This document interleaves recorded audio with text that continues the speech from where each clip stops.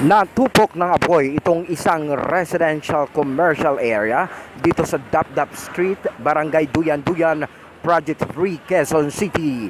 Nagsimula ang apoy pasado alas 6 kaninang umaga. Ayon kay Fire Marshal Superintendent Jesus Fernandez, more or less mga kalahating milyon po siguro, 500,000. Yung structure kay Attorney David, Stephen and Lani David yung nakuha nating information. Pero po yung pinagmulan po, nirerentahan ng certain Roger Castor, isang pong printing press. so wala naman pong casualty or... Wala naman po, walang reported na casualty or injury po. Mabilis na kumalat ang apoy dahil pawang gawa sa light material o kahoy ang nasunog na establishmento.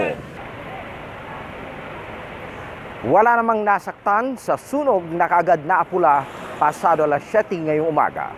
Mula rito sa Quezon City, Ricky Brosas, Radyo Inquirer 990. Bayan nagtatanong, mamamayang nag-uusisa.